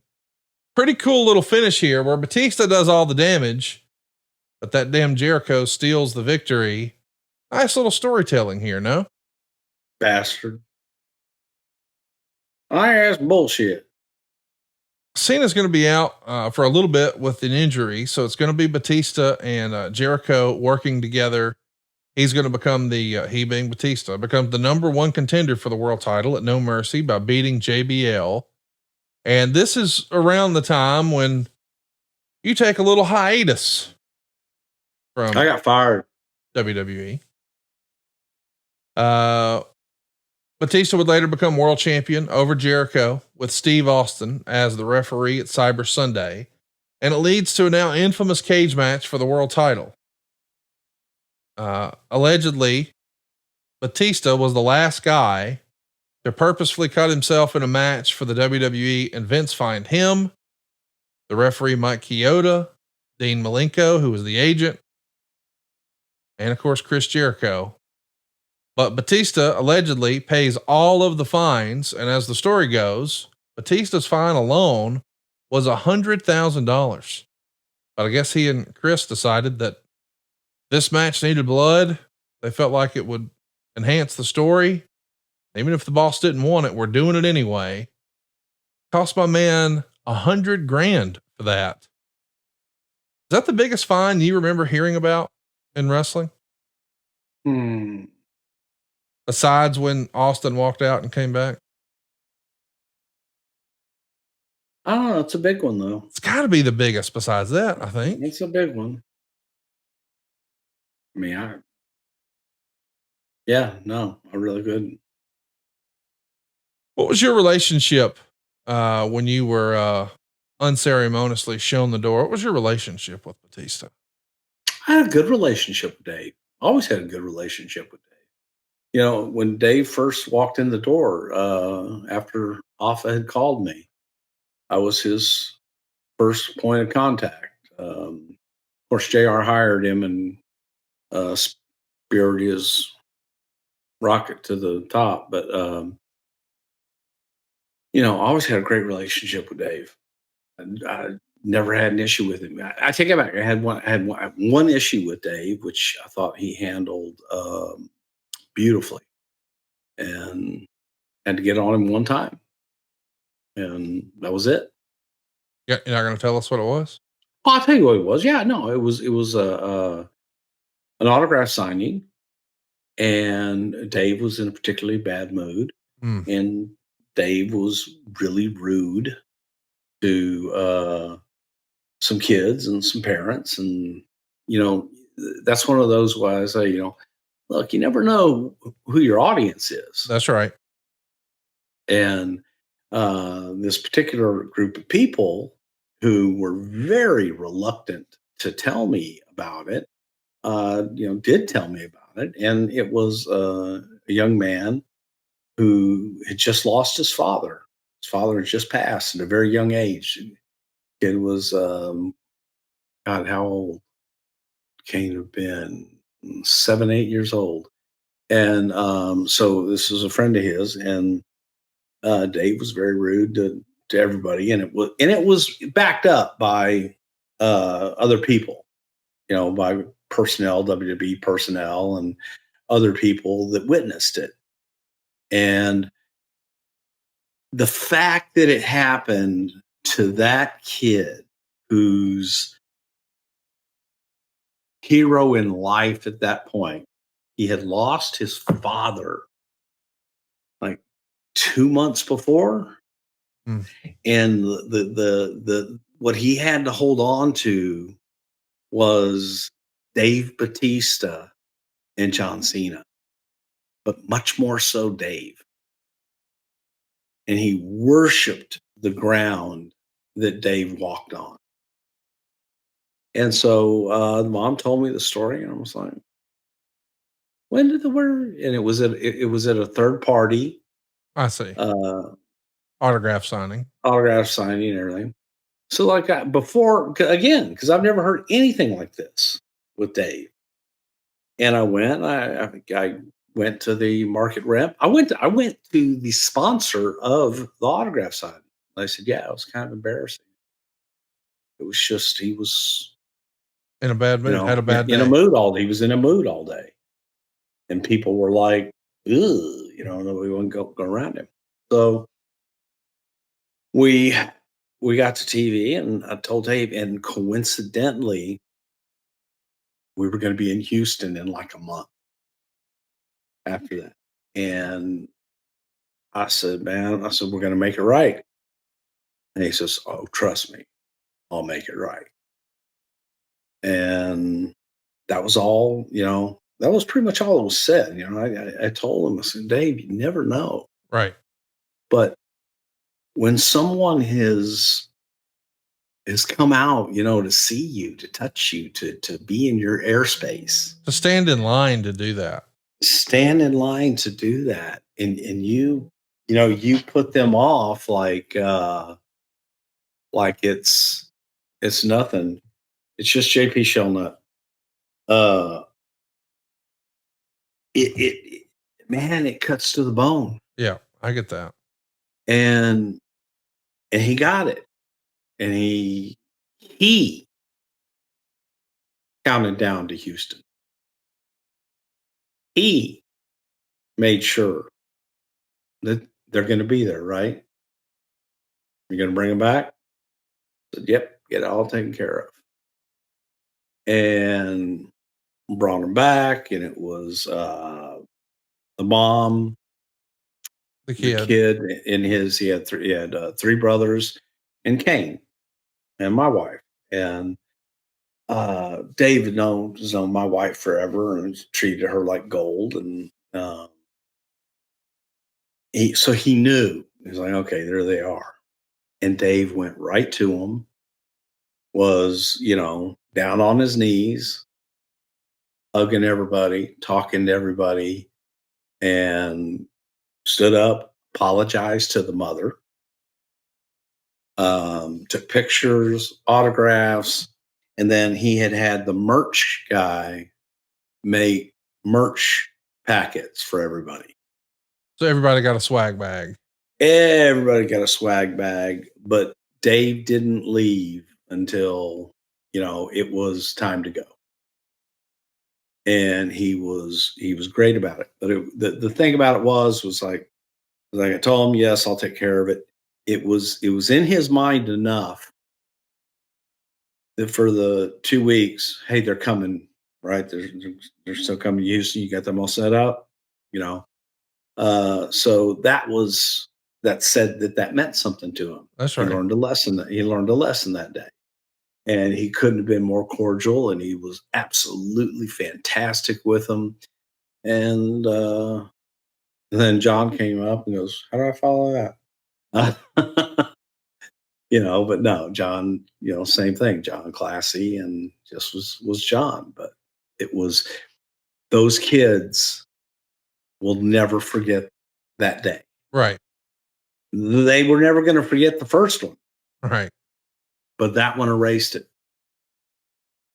And that was you know, man, to me, Dave and I always been good, man. I'm a huge fan and wish him God nothing but success, because he's one of those guys that he looks at his art form now and Hollywood as, I got to learn this, I got to know it, I got to love it, I got to want it, and is doing it for his reasons on his terms. So congratulations, and those are the kind of guys that you're happy for. You're happy to see them have success.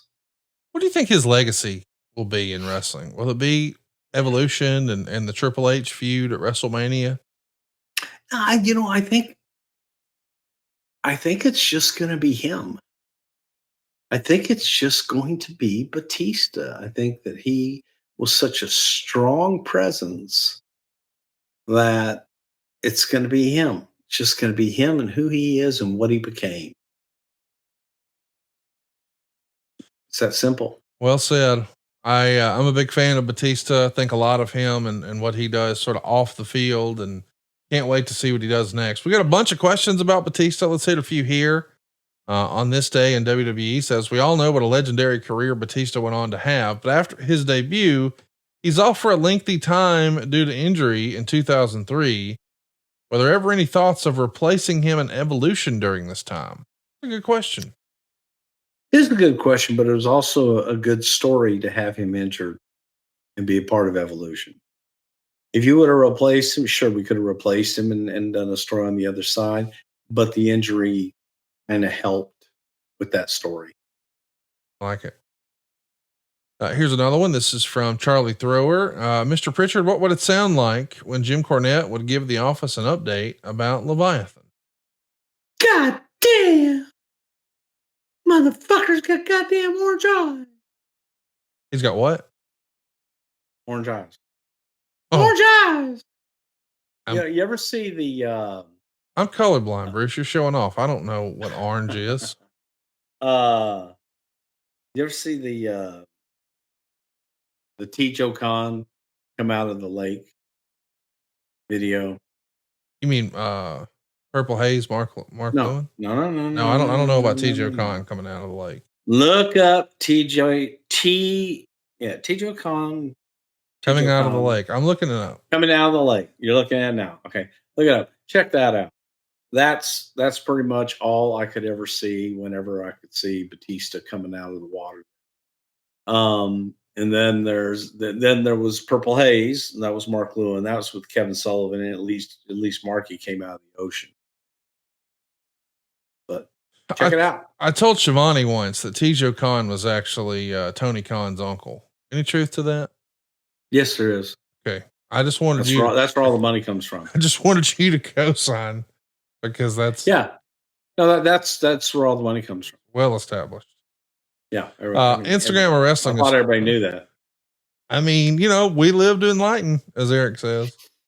Mhm. Instagram or wrestling historian says, were there plans for a Brock Lesnar Batista match? I'm shocked and disappointed that we didn't get that money match. And if it did happen, who would you have go over? Thanks in advance. Man, I can't believe that never happened, but that's a great idea. What do you think of that?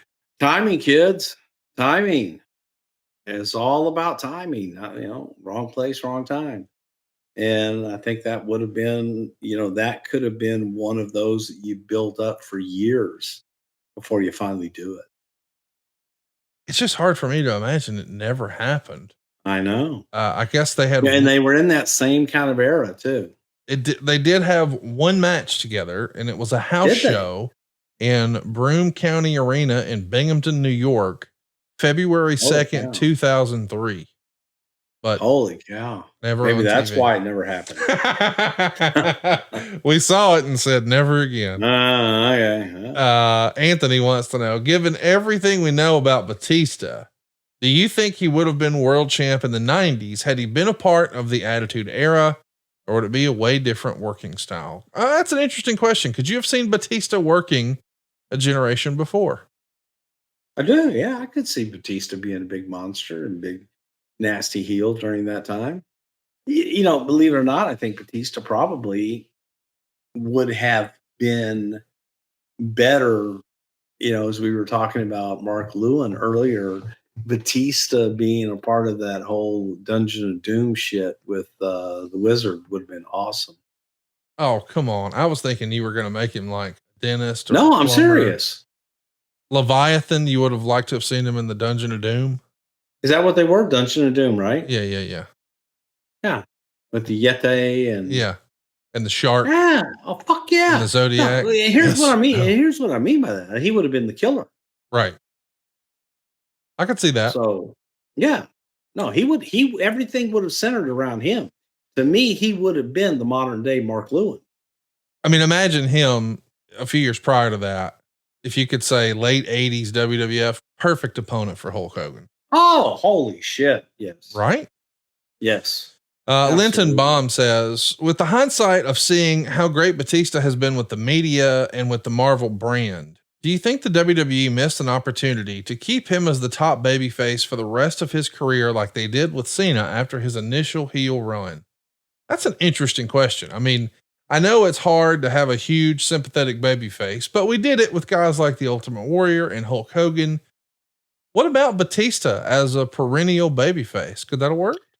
I think Dave had an air of heel about him. Yes, I agree. Just in general. So I think that that might have been a little difficult for him to pull off. Smokes a lot has a question. Does Bruce think the Deacon Batista character would have worked better if he was projecting more of a chicken shit heel like Brother Love?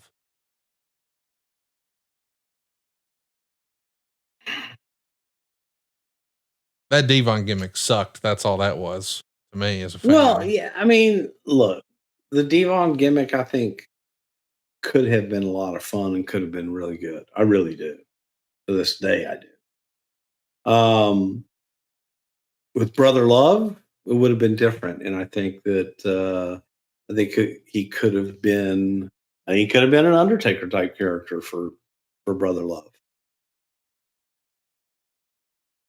Let's do one for Ryan Winters. Bruce, when smoking, did you ever need a light and borrow one from someone who worked at a coffee shop?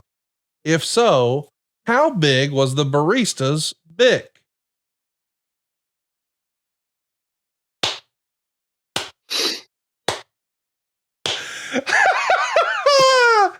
Ryan Winters, my goodness. What a great, he knew you weren't going to answer the real question. So it's just excellent that he wanted to know how big Things like that. the barista's bick was. Okay. Yeah. And he flicked it. Yeah. Good old Irish boy says, given the amount of time when would Batista first sign with the WWE and now, inquiring minds want to know how big is Batista's belly button tattoo? He does have some interesting tattoos. I'll give him that. He does. Can't say I've ever really looked at his. Thank the Lord for that. The Wrestling Savant wants to know how big is Batista's acting career going to possibly get? Sky's the limit, man. I think that Batista has the ability as a big guy to be very sensitive. And that range of going from monster to sensitive is hard. It's hard to find, man. I think that Batista's a damn good actor. And I've enjoyed his stuff. I think he's an excellent actor. I love his stuff too, and I'm pulling for him. And I do want to talk to you about Hulk Hogan and the Royal Rumble. But first, I want to tell everybody that we're excited to announce a new affiliate partnership with Fanatics and the WWE Shop. It's an easy way to support your favorite podcast. You can shop for official WWE gear and apparel by using our special URL, shopwrestlingmerch.com.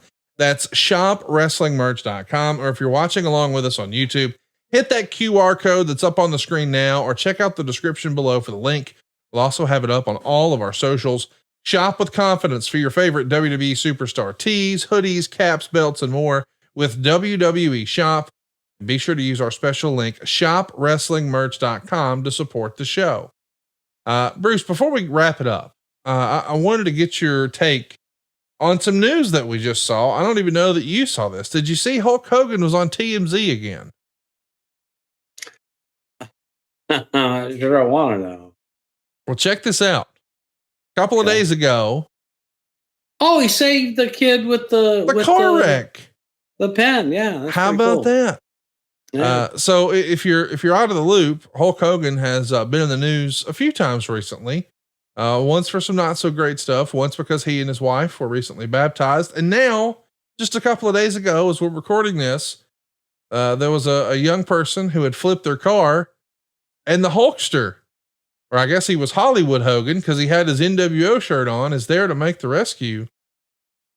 Brother, what a story. I mean, can you imagine like being knocked for a loop and you come to and and there's the Hulkster? I know this sounds weird, talking about all that shit. Is the strangest thing to me is I was reading that, and the first forgot was that they disabled the airbag first, which I would in a million years never even think of that. Right. But yet Hulk and this guy were able, and he had a pen, and they were able to go in and disable the airbag so that when they got her out and they got everything off, that the airbag didn't deploy and do some real damage to her, quite possibly. So to me, that was fascinating stories. Hats off to the Hulkster, and he really is a good guy, folks. Did you see Hurricane's tweet about this? Our friend about Hulk Hogan's crash rescue? No. So he quote tweeted the TMZ tweet, and he said, and I love Hurricane, when your car is crashing down and you're trapped inside. She's okay, folks. She was unscathed. She's just fine. You're horrible. I didn't send it. Hurricane. People give me shit and say I'm the heel. You are. I never would have gone. I didn't. Hurricane You did. did. Don't blame me. But you did. I wouldn't have. I don't repeat half the things Hurricane says to me. If you look through our DMs back and forth, there's a whole lot of stuff in there. We send each other the most inappropriate memes of all time. It's awesome. You do. I don't. He sends them to me and I reply. Okay. Yeah. That's y'all's little. We probably speak 18 words in real life a year. It's just meme central. Me and the Blue Mini and Hurricane, lots of memes. Next week is going to be memeable. We'll be talking about Royal Rumble 2008. It'll feature John Cena's surprise return at number 30 in MSG. Plus Randy Orton will defend the WWE title against Jeff Hardy. Edge will defend the world title against Rey Mysterio. JBL and Chris Jericho will square off, and Ric Flair has his first career-threatening match on pay-per-view, this time against MVP. That is our topic next week on the show. Trying to get you amped up and ready for the Royal Rumble. Bruce, are you ready for the Rumble? I know the shoulder's not ready. I'm ready to rumble. Oh, you can't say that without I'm ready to rumble with this Rumble. Yeah, I do think, yeah. You got to add shit to it. We probably need to even bleep that in post. Okay, yeah. If your business targets men 25 to 54 years old, man, there's no better place to advertise than right here with us on Something to Wrestle with Bruce Prichard. You hear some of the same ads over and over and over. Why is that? Well, because it really works. And with our super targeted audience, there's very little waste. So go to advertisewithbruce.com right now to find out more about advertising here on the program. And if you've got a question about Royal Rumble 2008, well, it's easy to ask it.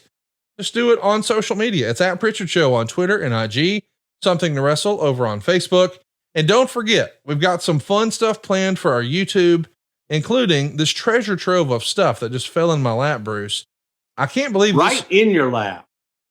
Bruce, I didn't just get the merch reports from WrestleMania 3.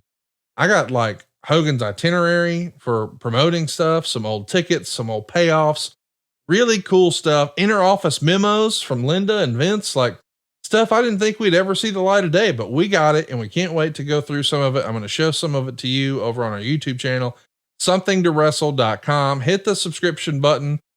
Turn on the notifications bell. You don't want to miss it. And you don't want to miss some of the new cool shirts we got over at somethingtowrestleshirts.com. Something for everybody over there. My favorite lately is Feeling Brucey. I know you're a big fan of It's Ding Dong Time. Whatever you're looking for, it's at somethingtowrestleshirts.com. And don't forget, when you buy a shirt at somethingtowrestleshirts.com, you get a shirt. So Bruce, this is a lot of fun. Greatly appreciate the time today. Pretty good. No, these days, on the whole internet, wide web, the world.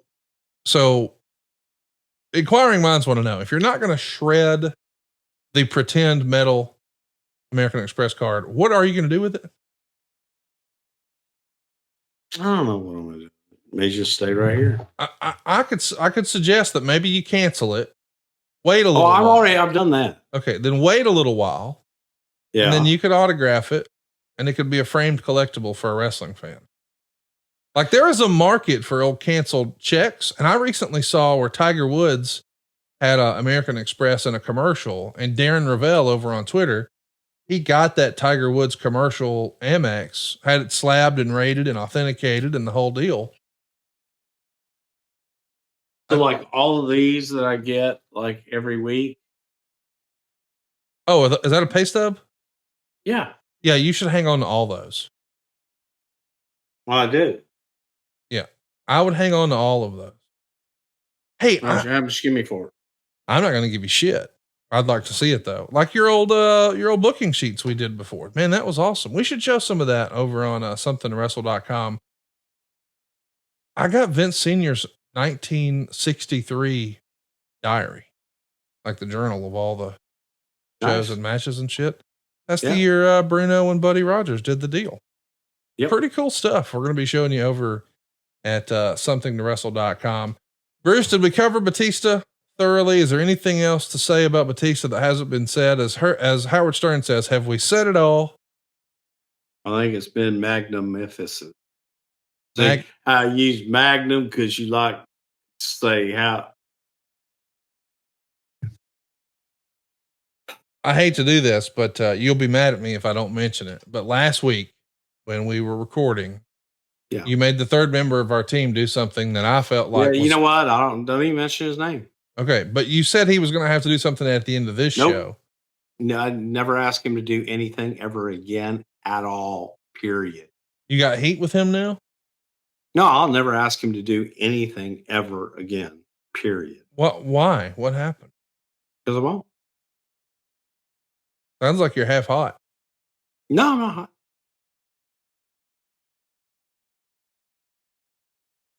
Why would I be hot? I don't know. Did he drink your last prom? Kane did the other day, and then ran out to the store to get me another one. Did Silva give away one of your beds? Wait for that son of a bitch to get here. You still don't have your new bed? Not yet. So you got to remember, it's early in the week now. Recording. Yeah. We're actually really recording early in the week. Can you believe that? What listen, we're in overtime here. We're recording on a Tuesday, folks. Sometimes, last week we recorded on Friday, the day when the show's supposed to come out. But we got to do it early because I'm snowed in. We tried to do it Sunday, didn't we? Yeah. Mm-hmm. Yeah. What will you around tomorrow? You want to do another one tomorrow? Nah, God. Next. How about Thursday? Wednesday, Thursday, Friday are ugly for me. Actually, no, Friday. It's my last Friday. All right. Oh, this is your last Friday before you got to get back on the road? Yeah. So when you work behind the scenes, do you still have to be cleared by a doctor before you can travel to towns? I don't know. I have to be cleared before I can travel by air. Yes. I got you. But it's from my doctor because of the pressure on everything and how much work he did. Do you think when you start showing up to TV, they're going to make you take a bump or kiss somebody's ass in your hometown or something like that? Cause that'd be awesome. Okay. I'd have no problem doing that. Hey, did you hear? All you'd have to do is ask me, Conrad. I'd be happy. Oh, I know. You took a bump in Impact a couple years ago. Well, I guess it was longer than that now. Yeah. Did you hear they were chanting "Fuck you, Bruce" at the Impact taping the other day? Thank you. Wasn't that awesome? I had some friends who were in the crowd who were texting me like, "Hey, you don't have friends." Yeah. Okay. I had one. All right, I had friend text me. Okay. And I was like, no, Bruce is going to love that. He loves when people chant "Fuck you, Bruce." Makes him feel like he's at home. Oh, well. All right, boys and girls, we're done beating up on Bruce Prichard. We'll be back next week. Like the beginning of most of my staff meetings. Get your questions in for Royal Rumble 2008. We're going to try to keep the streak alive and have 3 or 4 shows on time. What the fuck is going on in 2024? We'll see you next week. Right here. A new leaf. A new leaf in 2024 on Something to Wrestle with Bruce Prichard. Rock on. Did you put Christmas on a credit card? Don't stress out about that extra holiday spending. SaveWithConrad.com can help you consolidate all of your high interest rate credit cards into one much lower monthly payment. SaveWithConrad.com has helped families just like yours save up to $800 a month. You don't need perfect credit or money out of your pocket. And did I mention no payments until March? So don't make saving money a resolution next year. Make it happen today at SaveWithConrad.com. Hey, it's Conrad Thompson here to tell you a little more about what AdFreeShows.com is all about. Get early, ad-free access to more than a dozen of your favorite wrestling podcasts every single week, starting at just $9. That's less than 20 cents an episode each month. And yes, you can listen to them all directly through Apple Podcasts or your regular podcast apps. How easy is that? Ad-free shows also has thousands of hours worth of bonus content and docuseries like Title Chase, Eric Fires Back, Conversations with Conrad, and The Insiders. Plus new series like The Book with David Crockett, Monday Mailbags with Mike Chioda and Nick Patrick, and a whole lot more. And you want to talk about early? You can't get any earlier than listening to the shows live. You can be a part of the live studio audience as we record the podcast. Plus, ride shotgun alongside your favorite childhood heroes for live watch-alongs, Q&As, and other interactive experiences every single month. Come on now, see for yourself what thousands of other wrestling fans from around the world have discovered, that adfreeshows.com is the best value in wrestling. Check it out today, and hey, when you do, the first week is completely free. Adfreeshows.com.